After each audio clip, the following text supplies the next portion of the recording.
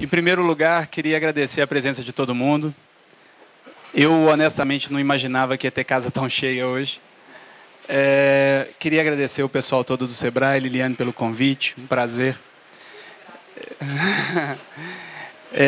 E, para mim, é especialmente legal estar aqui, porque eu sou um mineiro que não moro mais aqui. Então, eu vou andando aqui, gente. Calma. Então, quando você sai de casa, você sempre tem um negócio, você tem um carinho especial pela sua casa. Quando você volta, é sempre gostoso, né? Então, é esse que é o sentimento aqui hoje.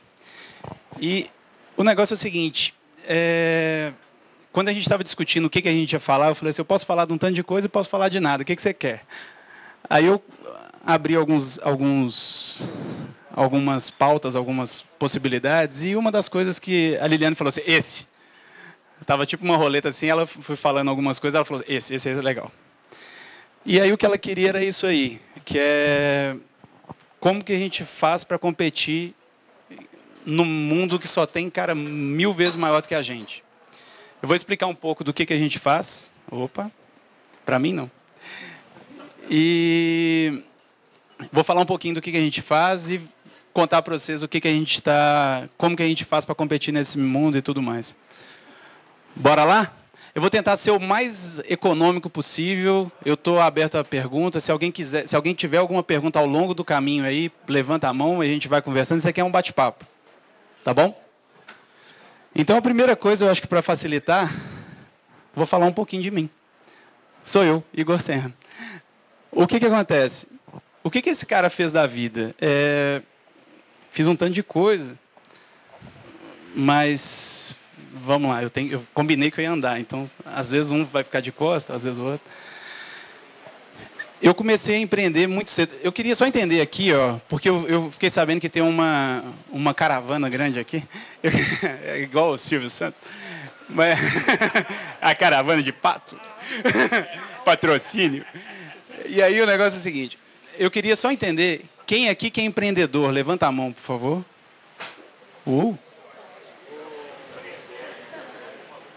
Legal. Eu queria... O que acontece? Eu sou empreendedor. Se eu fosse me caracterizar assim, eu acho que a coisa mais simples é eu sou empreendedor. E eu comecei muito cedo. Daqui não pega, então eu já entendi também. Então eu comecei com 10 anos de idade. Então já tem já estou rodado, né? Então o que acontece? O povo fez as contas para a minha idade aí, mas enfim. Olha o que eu vendi. Eu vendi tatuagem de verão. Vocês lembram do que era isso? Tatuagem de rena, isso. Eu vendia isso. Porque quando você tem 10 anos de idade, você não pode fazer muitas coisas. Sua mãe te dá um alvará curto. E aí você vai ganhando confiança ali e aí você vai melhorando, né? Então, do lado da minha casa tinha uma academia de ginástica. E no quarteirão atrás, sem eu ter que atravessar, que eu não podia atravessar a rua, estava dentro da minha autorização, tinha uma banca de revista que vendia tatuagem de verão. E aí eu ia lá, comprava um tanto de tatuagem de verão, que na cartela vinha mais ou menos 10, e eu vendia cada um pelo preço da cartela. Só que eu agregava um valor no negócio que era a aplicação da tatuagem. Era isso que eu fazia de valor agregado na parada. E eu ficava aquele menininho de 10 anos sentado. Sabe, toda academia tem uma recepção, né? E aí, onde o povo faz matrícula, pega ficha, faz isso, faz aquilo. E eu ficava lá, aquele menininho de 10 anos, encostado no balcão. E aí eu também tinha um portfólio bonito, assim, sabe? Era vendedor o negócio. E aí, na hora que o cara chegava, aí eu falava assim, você não quer fazer uma tatuagem? E o danado, eu vendia pra cacete. Eu vendia muito. Porque eu acho que o povo fala assim, nossa, esse menino, né? Não, tá. E a vantagem da tatuagem de rena é que dura quanto tempo? Uns 10 dias. A minha eu acho que era pior, que ela durava menos. Uns 7, 10 dias, assim. Não podia olhar álcool. E aí, então, o que acontece? Eu tinha recorrência. Aquela mesma pessoa, num dia colocava um, no outro colocava outro. E aí, assim, a gente ia fazendo o nosso negócio. O dinheiro que eu ganhava na tatuagem, o que vocês acham que eu fazia? Não. O que eu fazia? Não, olha que engraçado. Eu comprava bezerro. Então, isso com 10 anos e tal. Comprava bezerro. Cada bezerro custava 350. Tinha uma fazendinha lá e eu deixava os bichos perto dele. Meu pai tinha uma fazendinha, tinha perto de 2.000, 5.000 cabeças de gado, não é nada. É porque era perto de uma fazenda que tinha 2.000 cabeças de gado, entendeu? Era perto. Então, aí o que acontece? Eu comprava esse bezerro, a vantagem do bezerro é que ele cresce, vira boi, eu vendia o boi, comprava o bezerro e eu fui fazendo isso. E aí o que acontece? Aí num determinado momento eu tinha um tanto de boi e eu resolvi que eu ia vender esses bois e montar um negócio que meu pai tinha loja de roupa. O negócio principal dele era a loja de roupa. E aí eu fui lá e montei uma loja de roupa, que para mim trabalhar era ter loja de roupa. Então foi isso que eu fiz. E aí eu tenho que sair esgueirando aqui. E aí o que acontece? Nesse processo, eu entrei nesse... Eu montei minha primeira loja quando eu tinha 16 anos. Quando eu tinha juntado 18 bois e eu troquei os 18 bois numa loja. E aí, o que aconteceu? E era 18 bois porque tinha acabado de ter uma chuva de raio lá e mataram 3 dos fé da puta do boi que eu tinha. Então, foi tudo que deu. E aí eu montei essa loja e eu não sei, alguém aqui já viu uma operação de loja de perto? Como é que é? Já viu? É um inferno. O povo paga imposto? Não paga. Faz o possível para não pagar. Então, aí eu também era assim. E aí era muito difícil a vida, porque eu tinha que fugir do bandido, fugir da polícia e ainda tentar acertar o final do mês lá. Era muito complicado. E o problema é que eu comecei a tocar essas lojas quando eu tinha 16 anos, meu pai me emancipou, e aí, sei lá, com 17 anos, ele passou as lojas dele para mim. Ele tinha 4 lojas, aí ele passou elas para mim, e eu comecei a tocar as lojas dele e as lojas minhas. E ele falou assim, olha, vou aposentar, se você precisar de alguma coisa, não me procure. Super gentil. E aí, o que acontece? Depois de algum tempo, o negócio foi crescendo. Além da loja de roupa, eu tinha fábrica e mais fábrica. Porque no final do dia, o que eu fazia? Eu comprava o fio, do fio eu fazia o tecido, do tecido eu fazia roupa e vendia no atacado no varejo. Só que e o negócio estava grande. Quando a gente vendeu, todo mundo sabe, você vai me concordar comigo, que no final do ano o negócio quase dobra de tamanho em termos de pessoas, né? E só para vocês terem uma base, no ano que a gente vendeu, na verdade, no dezembro anterior, a gente tinha quase 1.200 funcionários em todas as empresas. E aí a gente vendeu esse negócio para começar... Ali, ó. Tô querendo qualquer coisa ali, velho. A pergunta? Desculpa. Não, mas o seu não era não. O seu era ele. Na época a gente tinha dado o nome de Grupo Moda Mineira. E aí eu vendia esse negócio. Hoje chama Grupo Asker. No Barro Preto, não sei se vocês conhecem. Todas elas estão no Barro Preto. E as fábricas que tinha espalhado por grande BH inteira, tinha muita em Santa Luzia, tinha outras. A gente fez até um trabalho na Pedreira Padro Lopes, muito legal, que a gente construiu um prédio e a gente financiava máquinas para que as moças pudessem ter uma máquina dentro de casa, porque ela não tinha com quem deixar o filho. Então, ela costurava dentro de casa, a gente passava com um carrinho, eu acho que era tipo um Fiat 147, ou coisa desse jeito, porque era o único carro que passava nas ruelas. E aí ia deixando roupa e tal, era um trabalho super legal. Mas, enfim, não foi disso que a gente veio falar.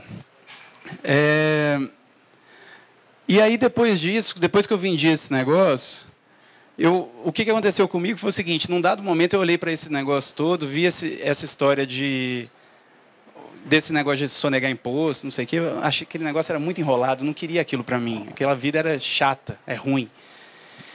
E aí eu descobri também, não sei, que eu era muito novo até, eu tinha 25 anos nessa época aí. E aí o que eu vi foi o seguinte, que eu estava vivendo o sonho do meu pai, eu estava fazendo um negócio do meu pai. Não tinha nada a ver comigo. E aí eu comecei a pensar a primeira coisa que eu falei assim, deixa eu pensar o que eu preciso de olhar para achar um negócio que eu realmente vou me dedicar, um negócio para eu chamar de meu, né? E aí eu saí com essa lista aqui. Então o próximo negócio tinha que ser 100% legal, porque eu estava com medo daquele negócio, traumatizado, essa é a palavra. Tinha que ser escalável e tinha que ser de BH para o mundo. Esses eram os 3 negócios. E aí, nessas andanças e tal, eu procurei bastante coisa. Tem até um pedaço da minha vida aí que eu vou pular, que eu acabei entrando como executivo da Telemix celular aqui. Aí eu vacilei. Aí eu voltei para esse negócio. Eu falei, tem que empreender, tem que achar um negócio disso. Que isso aqui é a minha vida, é isso que eu gosto. Eu trabalhei como executivo. É legal porque o dinheiro cai todo mês. Você faz cagada, não faz, o dinheiro está lá. Só que aquilo não me dava alegria, não era aquilo que eu gostava. E aí, o que acontece? E aí veio, nessa procura toda, quem me indicou, uma das coisas muito legais é que quem me indicou o Moip foi um colega meu de Telemig. Então ele falou, ó, você não cansou desse negócio? Não, vai empreender de novo. Eu falei, vou. É isso aí. E aí... Lá vem de novo essa porra. E aí, agora sim, veio o Moip. Só que o problema não estava resolvido, eu só achei o negócio. Aí tinha que construir o negócio inteiro. O Moip foi fundado em 2007, só para vocês terem uma base de data. Assim. Foi fundado em 2007, aqui em Belo Horizonte, na incubadora, que eu estava falando aqui para a turma que gosta de incubadora, na incubadora da Funsoft, lá no Alto da Afonso Pena. E não é a incubadora que tem hoje, não, que a gente estava falando ali. Fui lá hoje e fiquei impressionado. Está parecendo o Vale do Silício, coisa linda. Na minha época, o trem era feio, o trem era enrolado. Telha de zinco, o empreendedor ali de baixo suando igual o cabrito. Não tinha o que fazer, o trem era feio. E aí... eu bati esse negócio com aquela coisa que eu tinha falado lá, 100% legal, escalável, de BH para o mundo. É isso que eu quero. Então, comecei a investir nesse negócio. E aí veio... Opa, o telefone está tocando. Só que o problema é que esse cara tinha um tanto de concorrente muito maior do que a gente poderia ser naquele momento. Muito maior. Então, tinha o PayPal Internacional gigantesco, PagSeguro, Bcash... E ainda tinha a vantagem de ter o Itaú, Santander e o Bradesco e todos os bancos querendo competir nesse mesmo negócio. Fácil, né? Era muito mais fácil ficar num negócio que só sonegava, tá tudo certo, mas eu resolvi fazer essa porra. E aí, beleza. E o que a gente tem que o gigante não tem? O que você consegue ter, o que você consegue fazer que o gigante não faz? A primeira coisa é aquilo ali, ó, é carinho. Não tem como o gigante ser carinhoso. O gigante é gigante. Ele pisa, ele passa por cima, ele vai. Ele não tem carinho. Então esse é o primeiro ponto. Vocês podem achar que eu estou de viadagem, podem achar um monte de coisa, mas não é. É importante isso aqui. A segunda coisa que o gigante não consegue ter é velocidade. Então, essa é a principal coisa que o cara pequeno tem que ter. E outra coisa que é difícil do cara grande ter, deixa eu voltar, porque o clique só vai daqui para frente. Outra coisa que o gigante não consegue ter é foco. E isso é outra coisa que nos distingue, é aí que a gente tem que tentar basear as nossas forças aonde que é a fraqueza do cara. Porque se você for tentar ser forte onde ele é forte, fudeu. Então, mantenha essas 3 coisas aí. Vou dar um caso de carinho. Por exemplo, hoje a gente ainda... Só vou voltar aqui, vocês não ficam com raiva de mim, não. Opa. Por exemplo, hoje no Brasil, a gente é maior do que o PayPal, a gente é maior do que o Bcash, a gente não é maior do que o PagSeguro. O PagSeguro é mais ou menos umas 3 vezes maior do que a gente. Só que, olha que dado interessante. Sabe quantas pessoas eu tenho no meu atendimento? Hoje a empresa tem 155 pessoas. O PagSeguro é mais ou menos umas 2,5 vezes maior do que a gente. Quantas pessoas eu tenho no meu atendimento? Das 155 pessoas, eu não tenho ninguém terceirizado. Todo mundo dentro da empresa. 155 pessoas. Quantas pessoas estão no atendimento? Alguém quer chutar? Quantas? 100. Mais alguém? Só ele que vai competir esse negócio? Caralho, você tá louco, velho?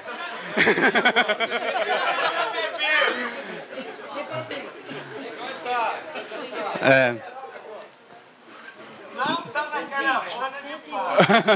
120 e tal. Não, a gente tem 20 pessoas. E por que a gente tem 20 pessoas? Porque a gente resolveu investir em outro lugar. Porque o que acontece? Que aí vem esse ponto aqui, ó. Vem a questão do foco. A primeira coisa que a gente fez, a gente viu quem que é o nosso cliente. Nosso cliente é o comprador? Nosso cliente é o desenvolvedor que faz a integração do MOIP com qualquer coisa? Ou nosso cliente é o vendedor? A gente escolheu, o nosso cliente é o vendedor. Então, a primeira coisa que era importante a gente fazer era ter foco. Então, a gente foi lá e escolheu. Vamos ter foco? Vamos ter foco. Vendedor. E aí, a gente fez uma pesquisa. A gente foi e falou assim, vamos conhecer esse vendedor profundamente. O que esse cara quer? O que esse cara quer quando ele liga para mim? Foi a pergunta que a gente fez para o cara. Aí ele respondeu, não quero te ligar. Aí você, uai, então lascou. A pergunta estava errada. Então, a primeira coisa que o cara queria era não te ligar. Então, ao invés de investir propriamente dito, tudo bem? Então, enquanto a gente tem 20 pessoas no atendimento, a gente tem quase 60 pessoas em desenvolvimento. Então, é aí que a gente consegue... E sabe quantas que o PagSeguro tem? Só no atendimento? 180. E todo atendimento dele é terceirizado. Então, o que ele faz? Quando ele precisa de mais gente... Está lá, o pau quebrando, não sei o quê, tal, cheio de problema. Imagina uma mangueira toda amarrada, vazando água, o povo segurando. Aí o cara que administra o call center dele lá fala assim, precisamos mais 5 pessoas. Aí ele fala, põe 5 pessoas.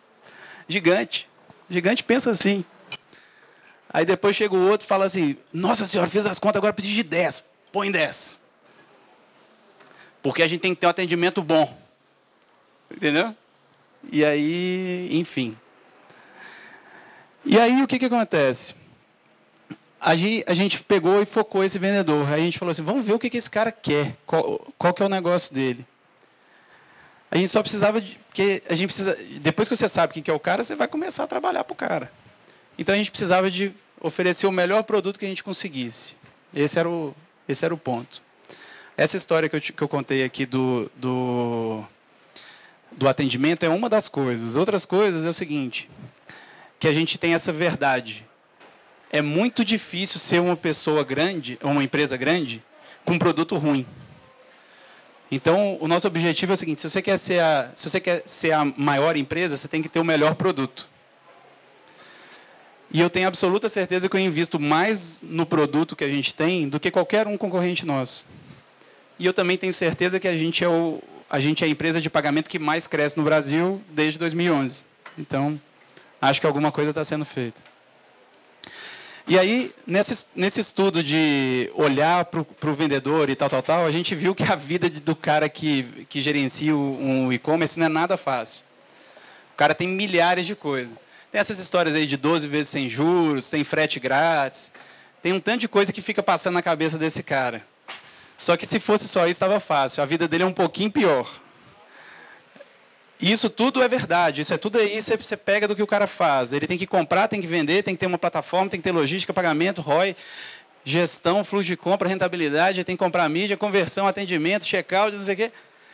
E uma coisa que a bananeira não está deixando a gente ver, mas é importante, que é o seguinte, isso tudo funciona 24/7, ó. Funciona 24 horas. O cara não tem chabu. Hoje ele está trabalhando, amanhã vai trabalhar.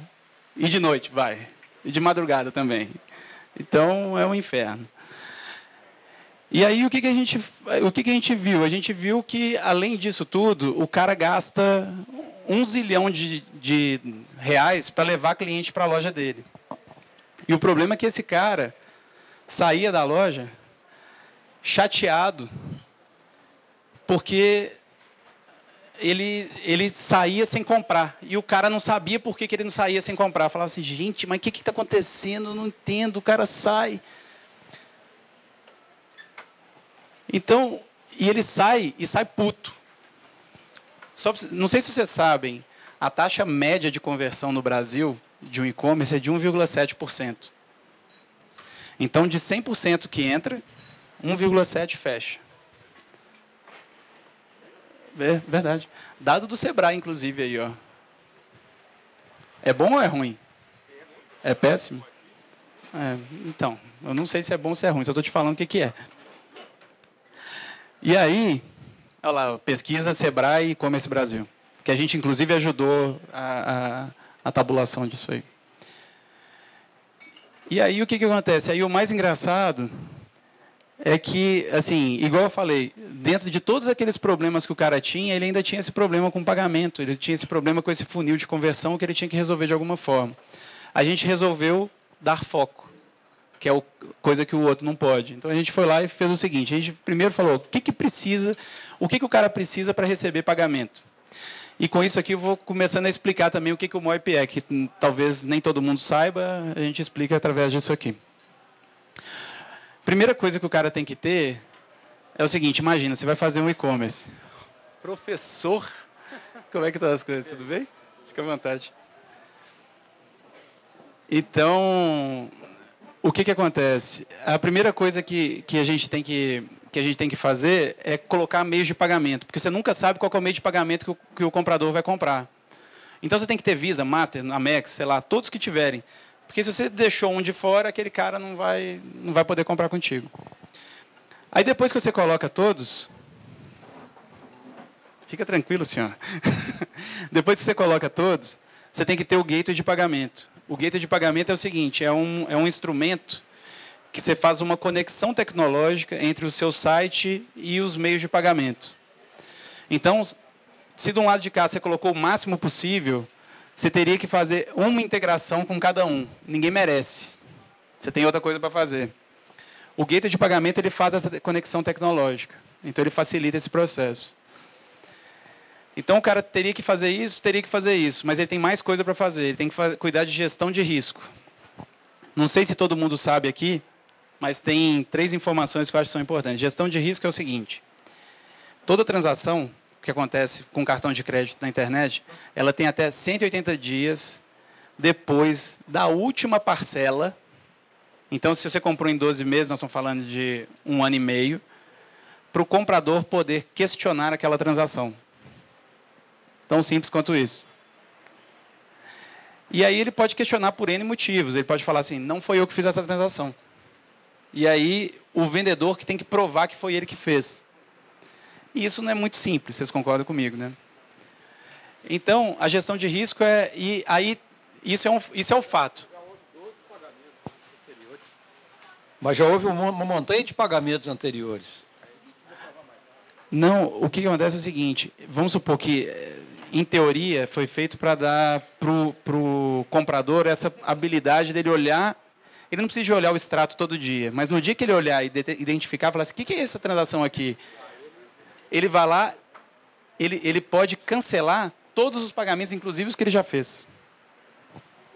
Então, esse é o ponto. E o risco e o problema, o pepino fica na mão do vendedor. Ele tem que provar que aquela transação aconteceu. A outra coisa é o seguinte, todo mundo aqui já deve ter visto esse negócio de cartão com chip. Né? Todo cartão tem chip, não tem? Ou praticamente todo agora. Para ter uma ideia, 98% das transações que acontecem no Brasil acontecem com cartão com chip. Vocês não têm nada que saber disso, mas só estou contando. Aí a história é o seguinte, dessas transações não tem fraude. Se você colocou o chip e colocou senha, a transação é líquida e certa. Aonde que não tem chip e não tem senha? Na internet. O fraudador muda de profissão? Não, ele muda de método. Então, ele que fazia a sacanagem no mundo físico, ele foi para a internet. Tão simples quanto isso. E aí, outra coisa que tem que acontecer é a conciliação de pagamento. Que o cara, o que ele faz? Ele tem uma loja, ele vendeu um produto, uma calça, vamos supor. E aí ele vendeu essa calça de 10 vezes. Então, ele tem que ter ciência que ele deu baixa naquele estoque em troca de um recebível de 10 vezes. E a cada vez que esse recebível cair no banco, ele tem que fazer uma conciliação com isso. Então, ele tem que olhar esses 3 pontos. Eu estava pensando aqui, quantos varejistas que eu conheço que fazem isso bem feito? Nenhum. Não tem. É tudo meio que fecha a conta lá num bolão e vão que vão. Então, em teoria, é isso que o cara precisa resolver. E como é que ele pode fazer isso? Ele vai lá no adquirente, no banco, no gateway, na injeção de risco e tal. Aí são 14 contratos, 3 integrações. Só que eu estou falando aqui, e daqui a pouco eu vou explicar, que isso tem uma conversão maior. Aquele 1,7 ele é maior quando acontece assim. Agora, o cara pode ir através de um intermediador. Aí ele só vai ter um contrato e uma integração. Mas a pergunta é, e a conversão? A conversão é o seguinte. Vou até voltar para o exemplo da loja de roupa, só para explicar esse ponto. Imagina que você está comprando uma roupa numa loja qualquer, aí na hora que você vai pagar, você tirou o cartão, vai pagar, aí a pessoa fala assim, legal, só que para você pagar você tem que atravessar a rua, que a maquininha de cartão fica do outro lado lá. Vai funcionar? Não vai funcionar. Então, o que acontece? Na internet acontece isso também. E aí isso que é a coisa mais estranha. O cara entra na loja, aí ele é direcionado para o site de um PagSeguro, do PayPal, sei lá o quê. Já matou. Isso é um saco. Então, e aí depois ele volta para a loja que ele começou a transação. A história é o seguinte, olhando esse negócio, isso aqui tem um decréscimo de conversão em 30%. Se você compara aquele modelo que acontece todo dentro da loja, com esse modelo, esse converte menos 30%. E aí o que acontece? O que a gente inventou lá? A gente olhando para o cliente, a gente falou, a gente tem que resolver esse problema do cara, que o cliente quer vender mais, não quer vender menos. E aquela história do carinho vem de novo. Porque por que o PagSeguro faz daquele jeito? Por que o PayPal faz daquele jeito? Porque ele quer ter o cadastro do comprador. Então, ele tem um negócio que é o seguinte, o interesse dele sobrepõe ao interesse do vendedor. Só que, como eu falei lá, a gente tem um foco, o foco é o vendedor, e vamos resolver o problema do vendedor. E aí está aqui. A gente criou um negócio que aqui dentro do site, aqui vocês não estão vendo, mas tem uma voltinha ali, ó, olha ali, ó. Tem um negócio, aqui dentro fica um código do MOIP. Esse código chama as nossas APIs, ele comunica diretamente com o nosso servidor, ele não passa a informação no servidor do cara. Então, na prática, a gente tem a mesma segurança de que se o cara estivesse indo para outro site. Mas ele não tem essa percepção, entendeu? Fica tudo ali dentro com a cara do vendedor. E aí a gente consegue trazer essa conversão de volta. A gente acabou de pegar um cliente de um dos concorrentes, não vou ficar falando muito nome não, mas enfim. Depois eu te conto. É só porque é chato. E a gente conseguiu 42% de conversão a mais. Imagina você chegar para o cara e falar o seguinte, troca esse negócio, que amanhã você vai vender 42% a mais. Porra, né? Eu acho que não terminei a frase. E aí, o que acontece? Aí o que a gente fez? Aí qual que é o nosso negócio? Então, o nosso negócio, o MOIP fica no meio dessas duas coisas aqui. A gente achou um lugar que só tem a gente. que é o que nos Estados Unidos os caras chamam de sweet spot. Você está no lugar que ninguém... que para qualquer movimento que um concorrente seu for fazer, ele está abrindo mão de uma estratégia importante para ele. Então, a gente fica aqui num lugar que a gente tem a maior conversão e a gente tem só um contrato e uma integração, como se fosse um intermediador qualquer. Então, esse é o negócio. Foi assim que a gente conseguiu crescer, esse produto nos ajudou a crescer muito.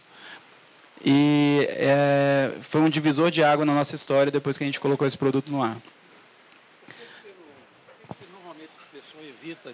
Eu vou deixar um negócio com você aqui já. Vou deixar o microfone com você. Não, só queria saber por que normalmente você não encontra o pagamento em boleto. A gente oferece. É um dos meios de pagamento que a gente oferece. Hoje são... assim, eu acho comprar com cartão 1 milhão de vezes mais seguro. Inclusive por causa desse negócio que eu te falei. Na verdade, eu tive problema, mas não quando eu comprei. Aí é que tá a diferença. E se a gente for entender, e depois que eu comecei a estudar e entender mais a cadeia de pagamento, sabe onde que é o pior problema para você, o pior lugar para você, que é o que na indústria chama de POC, que é ponto de comprometimento, aonde que o cara pode roubar o dado do seu cartão para fazer uma fraude? Não é na internet, é no posto de gasolina. Se você tiver alguma dúvida, pergunta lá no posto em Piranga. Eles são nossos clientes, inclusive eu posso brincar porque eu conheço bem. E aí você lembra daquela história que eu expliquei ali atrás? Que eu fui desenhando o negócio?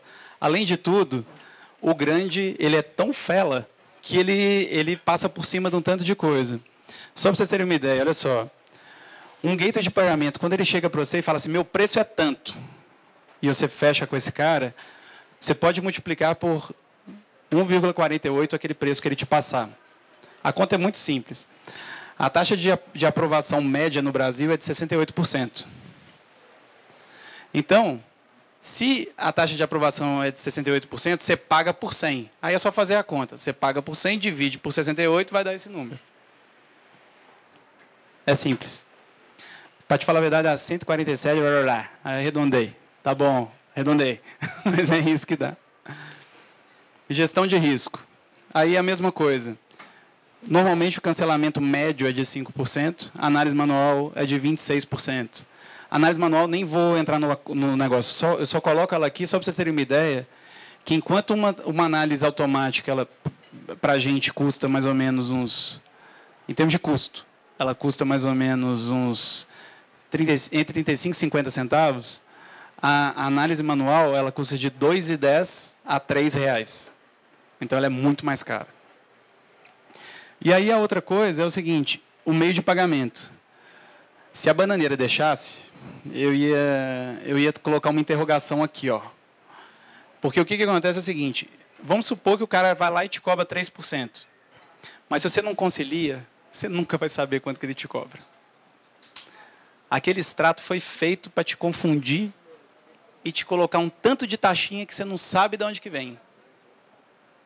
Então, você acha que você paga uma coisa, ele te fala, está lá no contrato, mas ele não te fala as outras coisas que estão lá no negócio. Que você tem que ir lá e olhar. Então, isso tudo aqui só mostra como é que esse negócio é desalinhado. E o grande, ele faz essas coisas mesmo, ele empurra coisa. Ele coloca um negócio lá e tudo certo. Ops.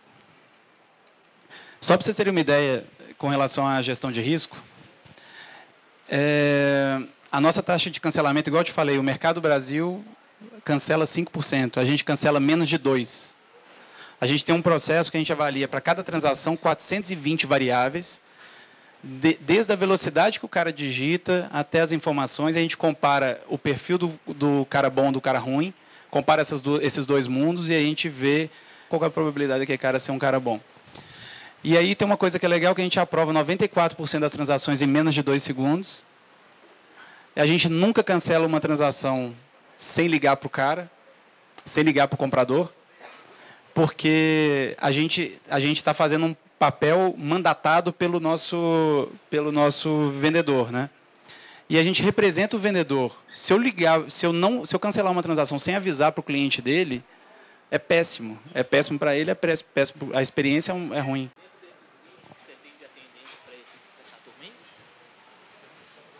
Dentro desses 20 atendentes que você tem é para essa turma aí? Não, aí eu tenho uma outra turma que é a turma de gestão de risco, que aí são analistas mesmo, são perfis diferentes. E aí tem uns 30 pessoas nesse negócio.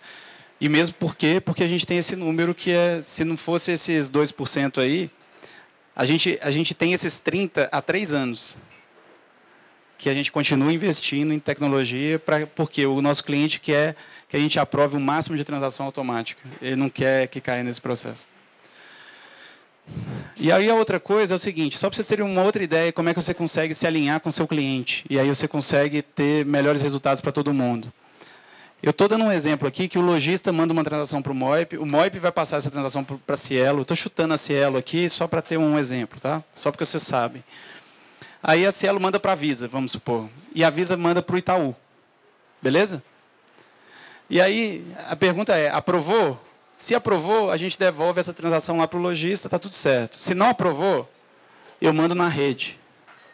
Se não aprovou, eu mando mais 7 tentativas em caras diferentes. Foda-se, eu quero aprovar a porra da transação. É tão simples quanto isso. E fazendo esse negócio, eu consegui diminuir a taxa de cancelamento em 13%. Agora, vocês lembram lá daquele negócio do gateway? O gateway ganha por transação. Cada vez que você chama, ele cobra. Ele ia fazer isso? Ele está alinhado a fazer isso? Ele pode te permitir fazer isso. Você vai lá e usa a estrutura dele e faz isso. Só que você vai gastar uma grana fodida. Então, os alinhamentos de interesse que a gente consegue fazer. A gente tem um negócio... E por que a gente faz isso também? Porque o nosso modelo de negócio, a gente fica absolutamente alinhado com o vendedor. Ele não é nosso cliente, então a gente tem que estar alinhado com ele. A gente só ganha na transação boa. Se a gente fizer uma transação e essa transação não tiver... Se o cara não aprovou, a gente não ganha nada.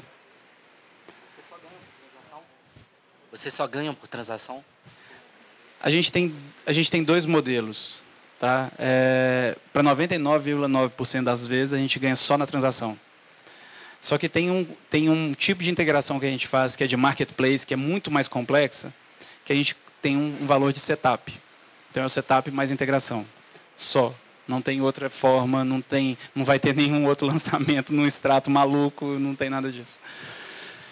E aí... Inferno, tem que ir lá de novo clicar. E aí... Só para a gente ter uma base de quem são alguns dos clientes nossos. A gente atende grandes clientes, né? Obviamente. Hein, padrão? A turma da geral aí, ó. Então, a gente atende grandes clientes e mais alguns outros. Aqui, ó. Isso aqui tem que passar rápido. É igual no... não é assim? É igual no SBT. A gente atende aquele outro cara. E... Vocês viram ou não? É assim, ó. E aqui a gente atende mais um tanto de outros clientes. Então, a gente tem a Sky, Ipiranga, Natura, Danone, Saraiva, IG, Grupo RBS. Tem esses outros aí, Enjoei, Elo7, Abril, Estante Virtual. Então, tem alguns clientes legais aí. E é isso, pessoal. Era isso que eu preparei para mostrar para vocês, a nossa forma de encarar os grandes. Mas eu tô aqui aberto a pergunta e tudo mais, qualquer coisa que vocês queiram saber. Então. Podemos pular essa parte. Obrigado. Você quer fazer uma pergunta?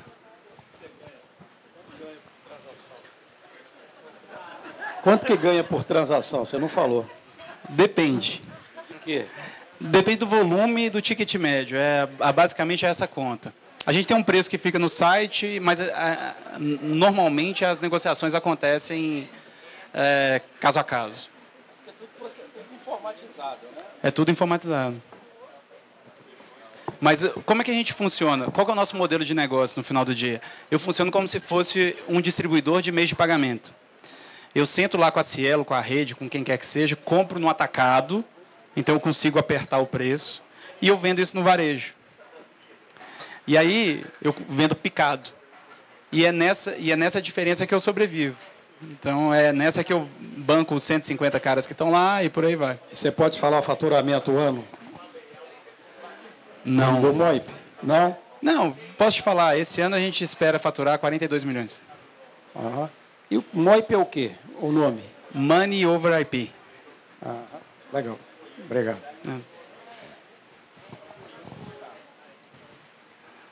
Fala lá. Boa noite, tudo bem? Boa noite. Eu entendi e achei a estratégia inteligente de passar o produto para não precisar ter mais aquela fase e aumentar a conversão, né? Mas, por exemplo, quando eu estou no PayPal, eu ponho só meu usuário e senha e talvez isso seja mais simples do que digitar todo o meu cartão. Não, assim, eu perdi essa parte, sabe?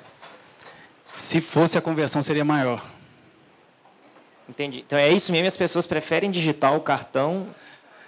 Tem algumas coisas, só para te dar alguns exemplos. Você já ouviu falar em teste AB? Sim, já. A gente é campeão internacional de teste AB. Tudo a gente testa. Então tem uma coisa que a gente... Alguém já ouviu falar no que é teste AB? Quem já ouviu falar, levanta a mão. Quem não ouviu...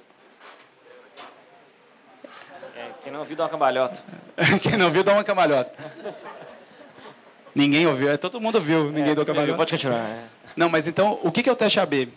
Vamos supor, você está querendo saber qual e-mail marketing converte mais. Foi muito engraçado. Nós contratamos uma designer há um tempo atrás, aí ela fez várias malas diretas. Aí ela falou assim, essa mala direta ficou linda. Eu fiz alguns modelos, mas essa aqui é a final, é linda, maravilhosa. Eu falei assim, bacana, mas não é você que resolve. Quem resolve é o cliente.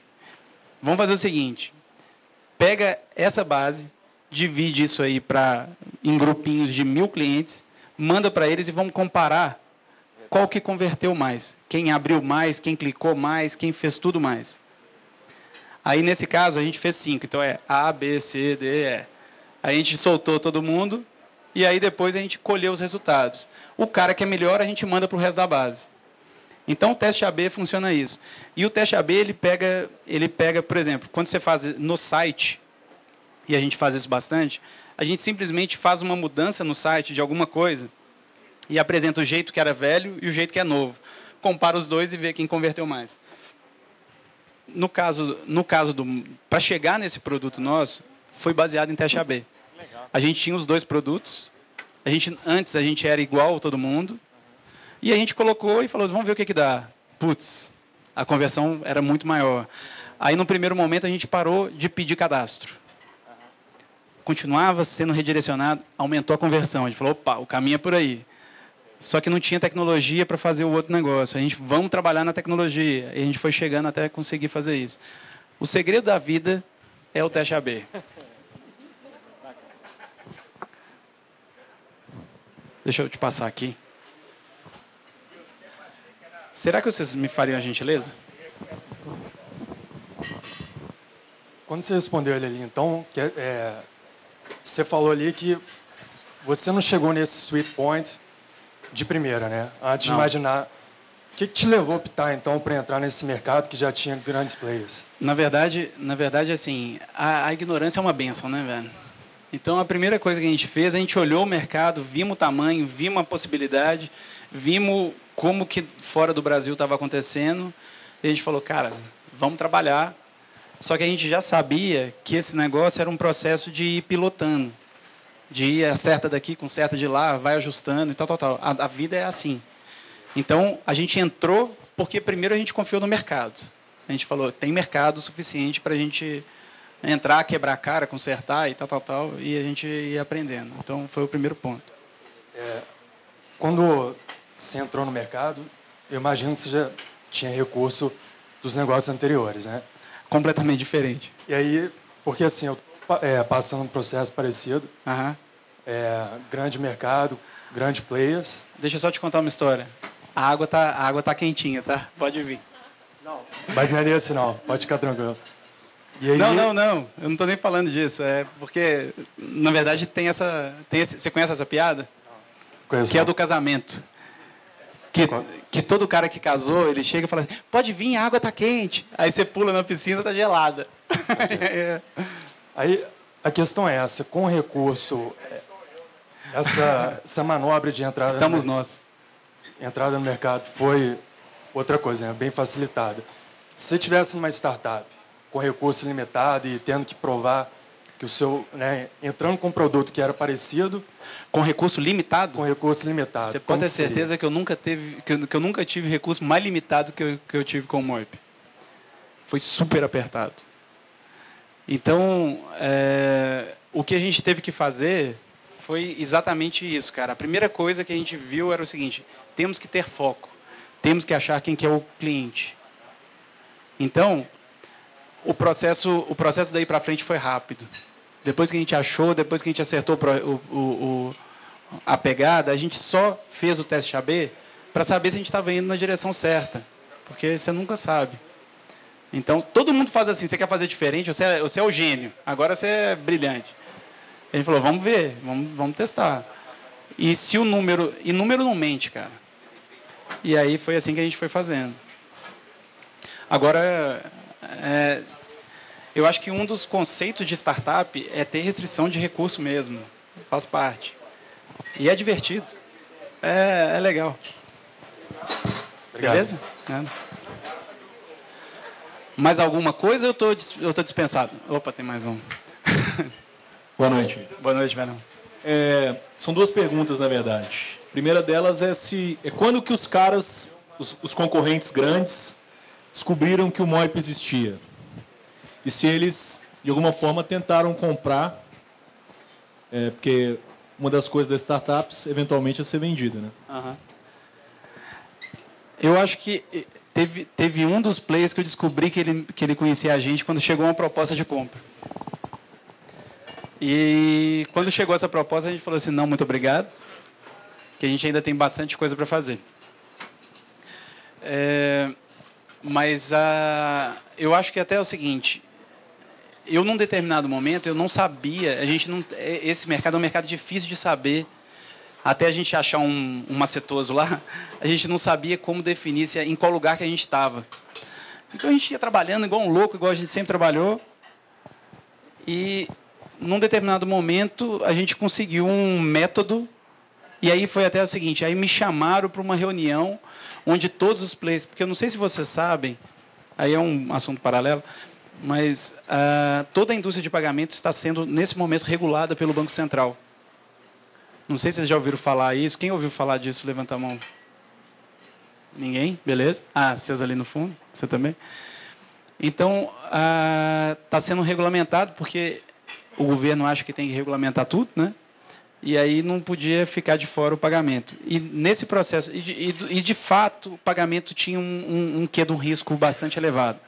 Esse ano, a expectativa é da indústria de pagamento movimentar R$1 trilhão. E se uma dessas... Pagamento eletrônico só, né? E se uma dessas empresas falasse assim, não vou pagar, não tinha nada a não ser a justiça comum para resolver um negócio desse. Ia ser realmente complicado. Então, faz sentido efetivamente regulamentar. Mas nesse processo, esse processo começou há uns 2 ou 3 anos atrás, que começou um movimento. E aí eu recebi uma ligação de um dos presidentes das outras empresas me falando assim, eu gostaria de te convidar para participar de um grupo para discutir a regulamentação. Eu falei, tô grande. Então, essa foi a primeira hora que eu falei, caralho, olha só.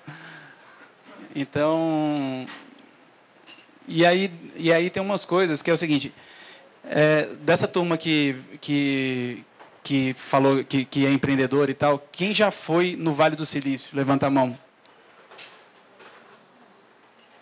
2. Você está em todas, hein, velho? Eu peço para levantar. Fica com a mão para cima. Já. Quando eu fui agora, de novo, pela última vez, eu fui chamado para falar para a empresa de lá. Então, uma das coisas que a gente acha é que a gente tem essa síndrome de cachorro magrelo, que o dos outros é sempre melhor, né? Então, uma das coisas que a gente vê é que o que a gente faz aqui é do caralho. E pode ser exemplo até para os caras lá de fora. Os caras lá, a única coisa que eles têm muito melhor do que a gente é um acesso a capital lindo, maravilhoso. Agora, o resto, a gente faz, até pelas restrições. Eu participei de uma viagem lá para os Estados Unidos. Na verdade, até um sócio meu participou dessa viagem. E aí, eles fizeram, eu acho que tinha 15 startups brasileiras. Aí chegaram e falaram assim, quantas dessas empresas aqui têm menos de X anos? Aí todo mundo levantou a mão. Aí falou, legal. E quantas aqui dá lucro? Todas levantaram a mão. É porque é impossível não dar lucro no Brasil. Se você não der lucro, você vai precisar de dinheiro do banco. Se você precisar de dinheiro do banco, é a mesma coisa de falar que você quebrou. Então é só questão de tempo. Você pode ligar o cronômetro e esperar que você vai quebrar. Então, a gente consegue fazer coisa muito mais eficiente, muito mais rápido, muito mais coisa, porque a gente tem um ambiente muito complicado. Então, a gente consegue dar uns nó em pingo d'água aí. Tá, respondi tudo? Até mais, né? Fui falando. Alguém mais? Oi.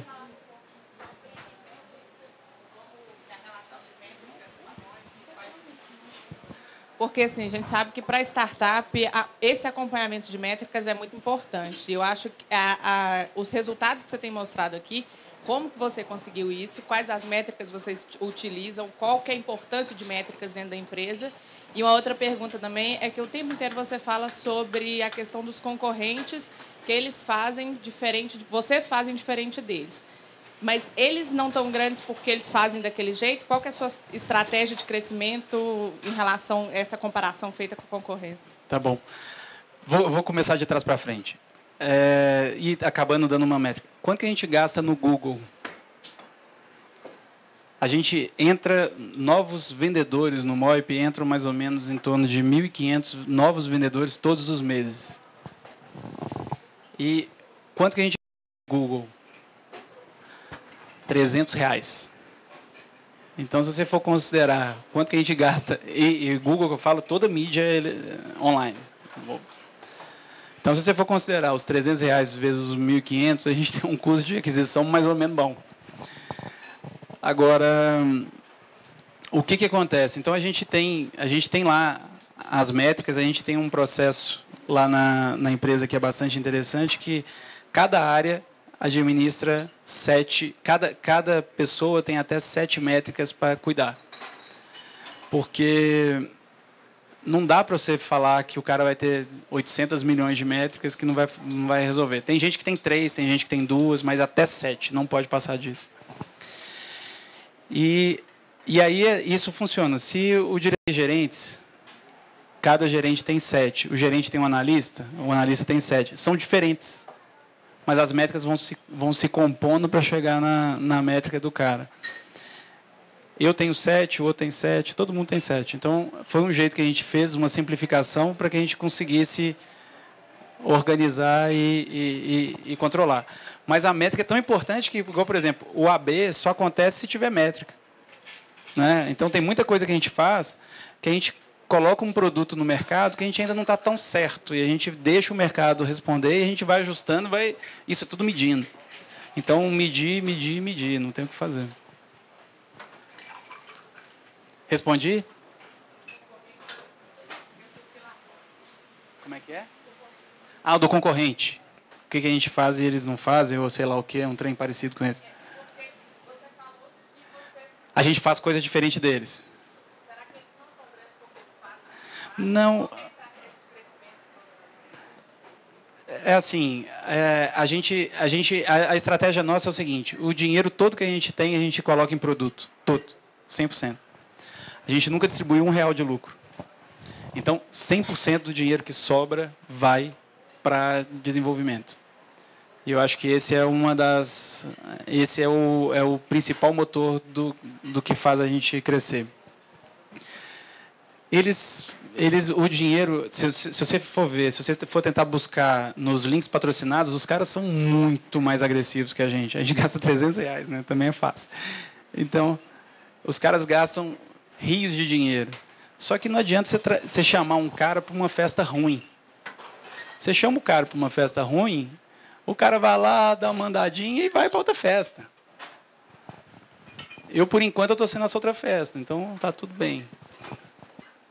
Ok? Eu acho que você está atrás dessa luz aí de algum jeito. Tá, aí, beleza. Mais alguma, pessoal? Vamos lá. Você gasta, seu custo de conversão é muito baixo, né? Você acabou de dizer.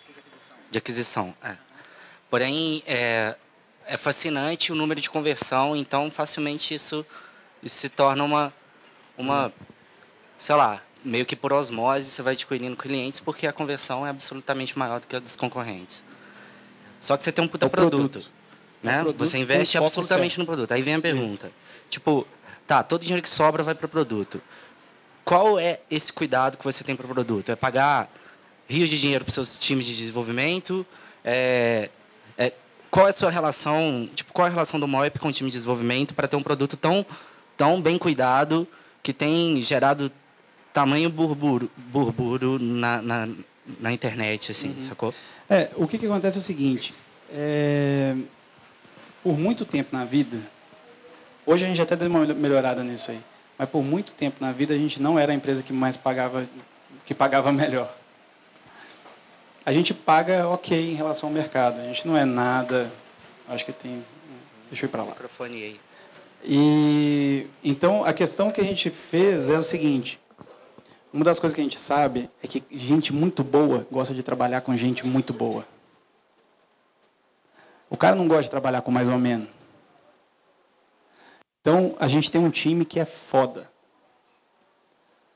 E aí, uma vez você construindo esse ecossistema muito bom, as coisas acontecem. E aí você tem que fazer o seguinte: as pessoas, além de serem muito boas, elas têm um espírito que a gente chega e fala assim: este produto é seu. Só que você é boa, então você vai lá e você vai entregar. Então é baseado nisso que a gente faz. Está respondido? Não? Ele não está muito feliz.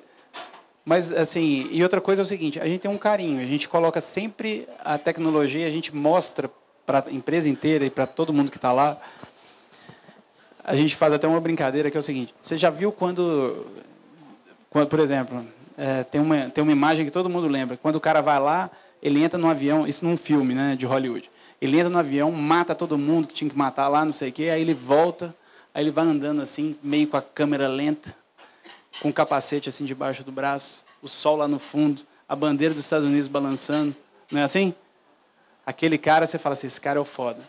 Esse é meu time de desenvolvimento. Pois é, mas a dúvida seria como que você consegue manter esse cenário? Como que esse cenário surge para a sua equipe de desenvolvimento? Você conhece um negócio que chama OKR, que é usado no Google, que é usado em outros lugares? Não. Tem uma coisa que é muito simples, porque todo mundo gosta de entregar bons resultados. Então, você tem que comemorar esse negócio de uma maneira adequada. Então, isso a gente até começou a fazer há pouco tempo, porque a gente vai inovando, vai aprendendo coisas e por aí vai. Então, toda sexta-feira, o time de desenvolvimento, porque acaba que a gente trabalha com metodologia ágil, não sei se você conhece, não sei se todo mundo conhece, mas você define um sprint, mais ou menos, e coloca o povo para trabalhar naquele negócio, e aí depois de 15 dias você vai medindo o que está sendo feito todo dia, e você mede no final de 15 dias o que entregou, você tem a ver, não sei o que, tal. E a gente, normalmente, o que a gente faz? A gente tem, a cada semana, toda sexta-feira, a gente tem um processo de fechamento da semana. Então, as pessoas falam o que eles fizeram, o que deu certo, o que eles têm orgulho daquele negócio, e como que a coisa... E quais são os aprendizados para levar para outra semana. Então, essas metodologias, tanto a metodologia ágil, quanto o Scrum, quanto esse negócio, são processos que ajudam essa pegada a estar sempre próxima, entendeu? E outra coisa, tem um...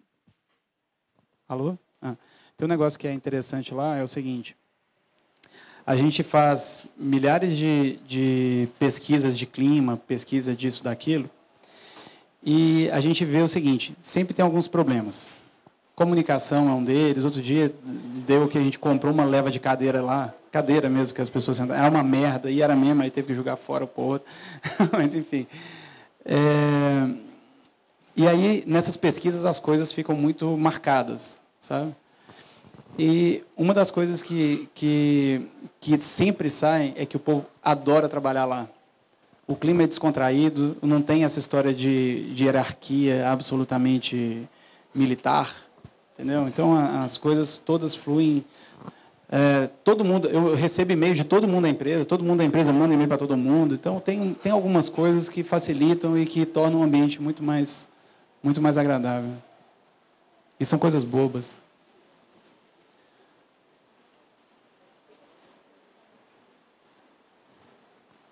Já ia para o Dole uma.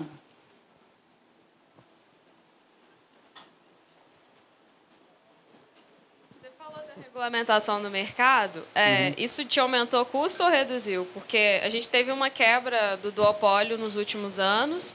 E aí hoje, tipo assim, nesse ano entraram, acho que, se eu não me engano, mais 6 concorrentes da rede, da Cielo, da GetNet. Como é que você enxerga isso? Te reduzir o custo, te permitiu oferecer um preço diferenciado para o seu cliente? Boa sua pergunta. Complicada, mas boa. O que acontece é o seguinte. Toda a redução de preço que a gente já teve em relação a essa mudança, que antes nem é duopólio, é monopólio, desculpa te corrigir, era Cielo e Rede, só que Cielo só falava Visa. Mas há 3 anos atrás quebrou as bandeiras. Mas quando quebrou para todo mundo. Os outros que não estavam prontos, mas já estava quebrado para todo mundo. Mas aí o que acontece? A redução de custo que a gente teve não se compara nem de perto no incremento de custo que a gente tem com a regulamentação. Nem de perto. Então, a regulamentação ela traz algumas cargas muito maiores. A gente brinca de um negócio lá que é o seguinte: se eu soubesse hoje que ia ter essa regulamentação, nem sei se eu faria esse trem. Porque o mercado ele fica muito mais complicado, sabe? Mas é nessas complicações que a gente acha uns caminhos diferentes aí. A gente já achou, só não posso falar. Mas vem coisa por aí.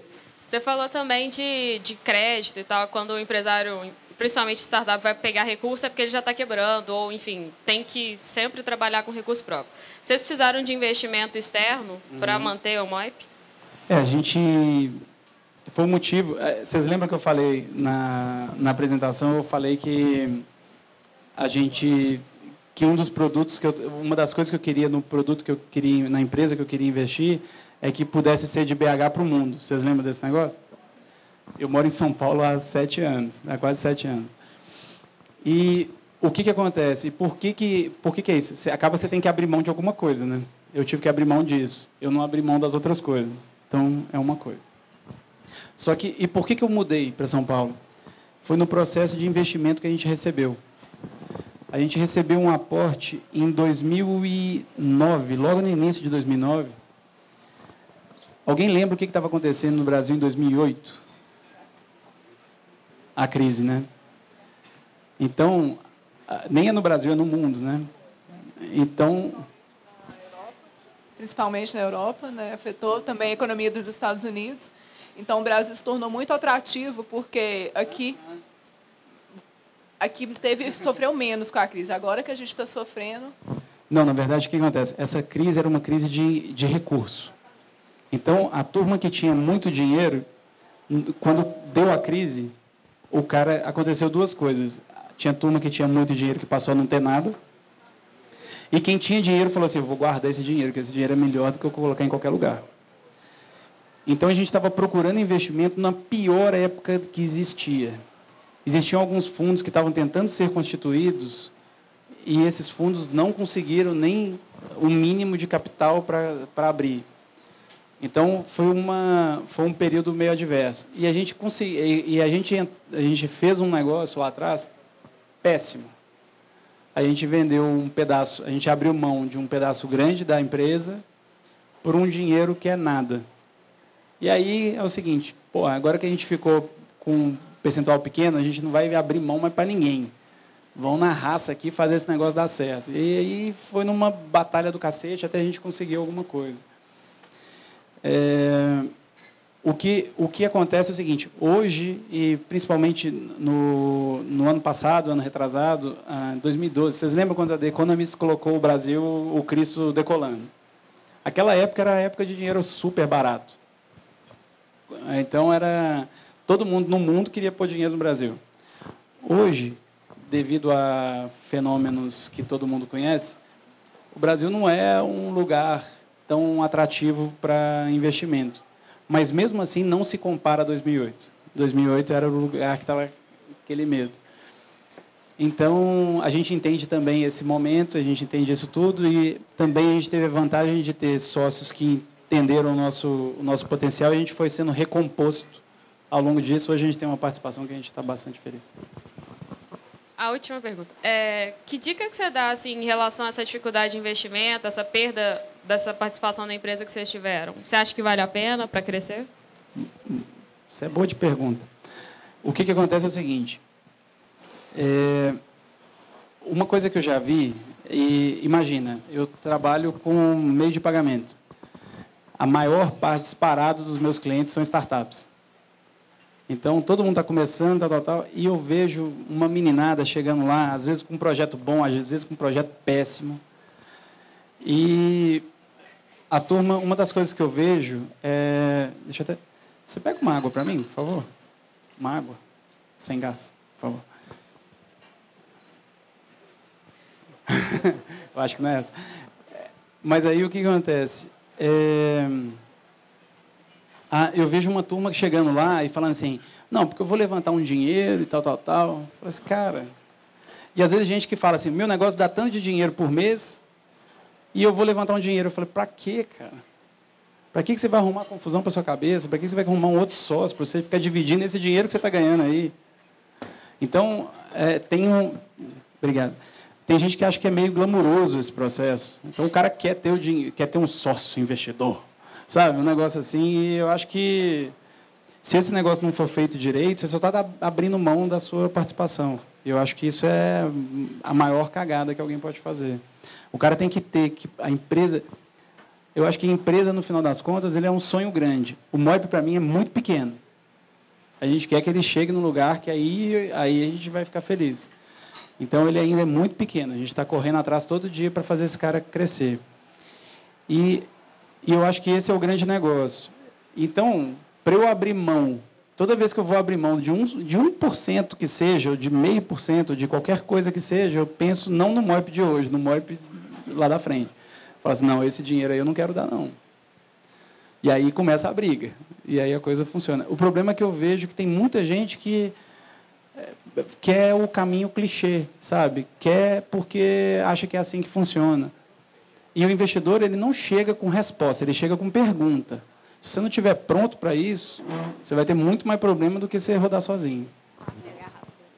Obrigado. Mas eu acho... tem mais uma. No seu perfil, assim, pela sua história que você contou, você começou vendendo tatuagem e passou comprando bezerro e tal. E hoje em dia, assim, hoje você tem um Moip e que provavelmente deve ser seu foco principal, mas você já pensa... Só tenho ele. Você só tem ele. Mas você pensa em investir em áreas distintas que não tem nada a ver com esse negócio ou seu foco está totalmente nesse negócio?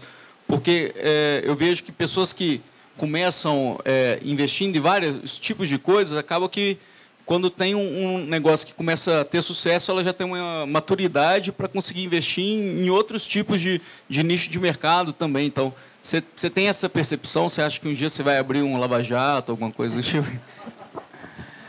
Deixa eu te falar de um outro jeito. É engraçado sentar na minha cadeira lá no Moip, sabe? Porque todo dia chega cara diferente. E aí eu vou responder isso contando o caso da turma que chega lá. Tem gente que chega e fala assim, olha, eu estou fazendo aqui 5 startups. Uma não sei qual, não sei o que, tal. Toda hora que eu olho para isso, eu falo assim, cara, nossa, bem legal, tá bom. Seu preço é esse, toma aqui, deixa eu trabalhar, sabe? Agora, quando o cara chega lá e fala assim, eu tô com esse negócio, esse aqui é o negócio da minha vida, eu vou colocar tudo que eu tenho aqui, eu vou pôr esse negócio para fuder, esse cara vai falar assim, amigão, você vai ter um precinho melhor aqui. Porque, no final do dia, eu não entendo essa história, cara. Para que o cara vai pulverizar? Um dos nossos sócios, ele chegou para mim e falou o seguinte, olha, você tem uma participação relevante no MOIP, eu gostaria de fazer uma proposta. O que você acha da gente criar uma holding? Aí eu pego as suas participações e jogo, eu faço um depara dessa participação sua e te jogo para essa holding. Aí você vai ser sócio não do MOIP, mas de um tanto de coisa. Eu falei, muito obrigado, não quero. Simplesmente pelo seguinte, eu quero ser responsável pelo meu resultado. É basicamente meritocracia. Então, se eu tenho um negócio que eu gosto, que tem potencial, pelo menos no meu ponto de vista, eu vou querer ter o máximo possível desse cara. Eu quero ter o máximo de foco possível. Eu quero fazer o máximo possível que eu conseguir desse negócio, entendeu? Eu não acho que a pulverização você diminui risco. Eu acho que é o contrário. Você vai acabar pegando coisas que você não entende tanto. Você vai pegar coisas que você não tem tanto controle. Você vai pegar coisas que, no final do dia, você está colocando seu patrimônio muito mais em risco do que se você estiver num negócio que você realmente confia, num negócio que você realmente conhece profundamente. Você conhece o mercado mais do que qualquer um. E eu acho que, pelo menos, é o meu jeito de pensar. Eu ainda não achei esse negócio de conseguir. E eu sou reticente a isso. Ok?